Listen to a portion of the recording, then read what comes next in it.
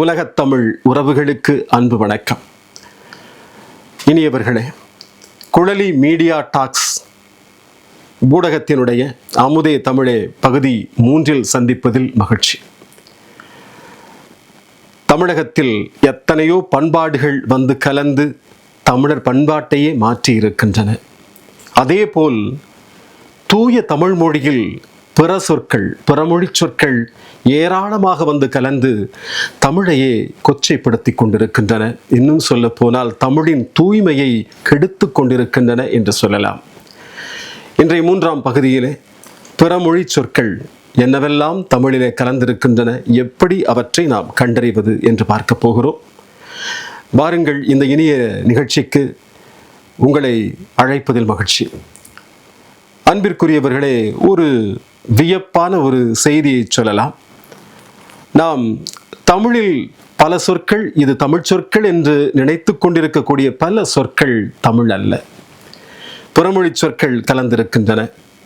உதாரணத்திற்கு ர என்ற வரிசையிலே தொடங்கக்கூடிய ரா, ரி, ரு, ரு, ரே, ரே, ரை, ரோ, ரவ் வரைக்கும் தொடங்கக்கூடிய எழுத்துகளில் தொடங்கக்கூடிய சொற்களை சொல்லுங்கள் என்றால் நீங்கள் சொல்லக்கூடிய சொற்கள் என்னவாக இருக்கும்? முதலில் ர என்ற உயிர்மை குறிலை எடுத்துக்கொள்வோம். ர, இதில் ரதம் என்று சொல்லலாம், ரத்தம் என்று சொல்வீர்கள், ரணம் என்று சொல்வீர்கள், ரகசியம் என்று சொல்வீர்கள். இந்த சொற்களை எல்லாம் சொல்லலாம். இவற்றில் எந்த சொல் தமிழ் சொல் என்று உங்களால் கண்டறிய முடிகிறதா? ஒரு சில நொடிகள் எடுத்துக்கொள்ளுங்கள். இவற்றில் எந்த சொல் தமிழ் சொல் உங்களால் கண்டறிய முடிகிறதா? நாம் இதற்கான விடையை பார்ப்போம். ரதம் என்று சொன்னோம் அல்லவா? ரதம் என்றால் தமிழிலே தேர் என்று பொருள். ரத்தம் என்று சொன்னோம். ரத்தம் என்ற சொல் நிறைய இடங்களில் தற்போது பயன்படுத்தப்படுகிறது.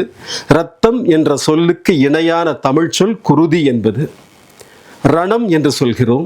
ரணம் என்ற சொல்லும் கூட ரணம் என்று சொன்னால் புண் என்பது பொருள் தமிழிலே. ரகசியம் என்று சொல்கிறோம். ரகசியம் தமிழா என்று கேட்டால் நிச்சயமாக இல்லை.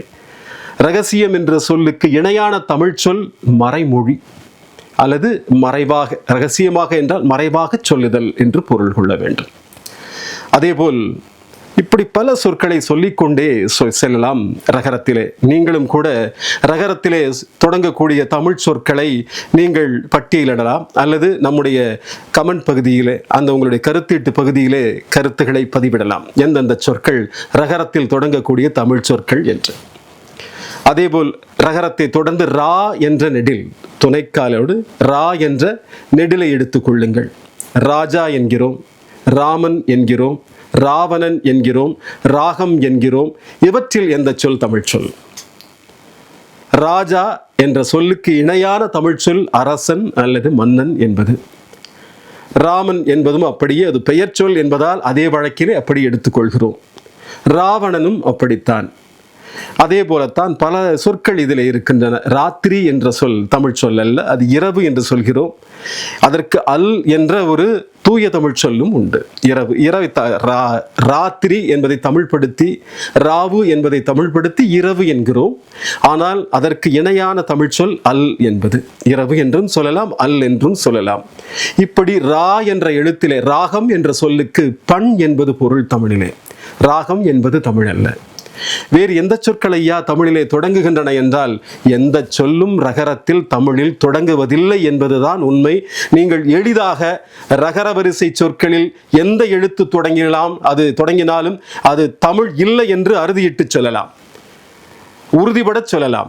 இந்த உறுதிபட என்னும் சொல்லை நான் சொல்வதற்கு ஒரு காரணம் இருக்கிறது. தைரியமாக என்று சொல்கிறோம் அல்லவா? தைரியமாக என்ற சொல் தமிழ் அல்ல, அது உறுதிபட சொல்லுதல் என்று சொல்ல வேண்டும்.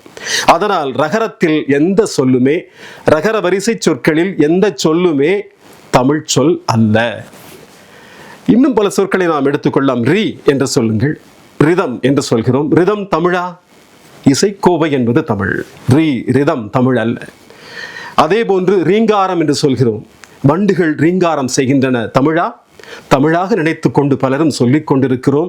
ரீங்காரம் என்ற சொல்லுக்கு ஆர்த்தல் என்பது பொருள். வண்டினம் ஆர்க்கும், வண்டினம் ரீங்காரம் செய்யாது, வண்டினம் ஆர்க்கும். ஒரு சொல்லை சொல்கிறேன், ஒரு பெயரை சொல்கிறேன். வண்டார் குழலி என்று ஒரு சொல் உண்டு. பல இடங்களில் இது கேலிப்பொருளாக கூட பார்க்கப்பட்டது உண்டு ஒரு திரைப்பட பாடலிலே. ஆனால் வண்டார் குழலி என்பது மிக அழகான ஒரு தமிழ் சொல். என்ன வண்டார் குழலி என்பதற்கான பொருள் என்ன? வண்டுகள் ஆர்க்கும் குழலி, வண்டுகள் ஆர்க்கின்ற கூந்தலை உடையவள். ஏன் வண்டுகள் அந்த கூந்தலை ஆர்க்கின்றன? பெண்களுக்கு பூக்களை சூடுவது, மணமுள்ள பூக்களை சூடுவது இயல்பு. அடிக்கடி பூக்களை சூடுவதால் அந்த கூந்தலிலே அந்த பூக்களின் மனம் சென்று தங்கி விடுகிறது. அந்த கூந்தலை பூ என்று நினைத்து கொண்டு வண்டுகள் அந்த கூந்தலை சுற்றி ஆர்க்கின்றன. அதனால் அதற்கு பெயர் வண்டார் குழலி. தூய தமிழ் சொல் அல்லவா அது? வண்டுகள் ஆர்க்கின்றன. இனிமேல் வண்டுகள் ரீங்காரம் செய்கின்றன என்று சொல்ல வேண்டாம், வண்டுகள் ஆர்க்கின்றன. அழகான சொல். ஆர்ப்பாட்டம் என்று சொல்கிறோம். ஏன் ஆர்ப்பாட்டம் என்று சொல்கிறோம்? ஒலியை எழுப்பிக் கொண்டு போராடுவது ஆர்ப்பாட்டம். எத்தனை சொற்கள், மிக அழகான சொற்கள் தமிழிலே இருக்கின்றன பாருங்கள். அதேபோல் ரீங்காரம் சொல்லிவிட்டோம். ரு என்ற சொல்லிலே தொடங்கக்கூடிய சொற்களை பார்க்கலாம். ரு, ருத்ரா என்று சொல்கிறோம், ருத்ர தாண்டவம் என்று சொல்கிறோம். இவற்றில் எதுவுமே தமிழ் அல்ல. ருக்குமணி என்று சொல்கிறோம், தமிழ் அல்ல. இவற்றை தமிழாக பயன்படுத்துவதற்கு நாம் அந்த ரகரத்திற்கு முன்னால் ஈ என்ற எழுத்தையோ அல்லது ஊ என்ற குறிலையோ சேர்க்கலாம், சேர்த்து தமிழ் படுத்தலாம். ஆனால் அவை தமிழ் அல்ல. அந்த சொற்கள் யாவுமே தமிழ் அல்ல. இப்படி பல சொற்கள், தமிழ் அல்லாத சொற்கள் தமிழில் கலந்திருக்கின்றன. அவற்றை நாம் அறிந்து கொண்டால் எளிதில் தமிழை இன்னமும் தூய்மைப்படுத்தலாம். இன்னும் சில சொற்களை சொல்கிறேன். தமிழுக்கு ஒரு சிறப்பு இருக்கிறது. எந்த சொல்லையுமே வலிந்து திணிக்காது, வலிந்து சொல்ல வைக்காது. அதே போல் தொண்டைக்கு கீழ் வேலை இருக்காது, மூக்கிற்கு மேலும் வேலை இருக்காது. பிற மொழிகளைப் போல மனிதனை மிக மிக துன்புறுத்தி அந்த சொல்லை சொல்ல வேண்டிய அவசியமே இல்லை. அதனால்தான் தமிழ் இத்தனை இனிமையாக இருக்கிறது. ரகசியம் என்ற சொல்லை சொல்லும்போது இந்த இடத்திலே சி என்ற சொல்லை வெளிப்படுத்துகிறோம். ஆனால் அதை மறைமொழி என்று சொல்லி பாருங்கள், எத்தனை அழகாக இருக்கிறது என்று தெரியும். புஷ்பம் என்று சொல்கிறோம். ஏன் இத்தனை கடினமாக அந்த சொல்லை சொல்ல வேண்டும்? புஷ்பம் அல்ல, அது பூ. பூ என்ற ஒற்றை சொல்லிலே முடிந்துவிடும். அழகாக சொல்லலாம்.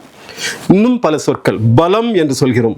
பா என்று என்னும் போது நெஞ்சிலிருந்து அந்த வார்த்தை பிறக்கிறது. அத்தனை கடினமாக பிறக்க வேண்டுமா?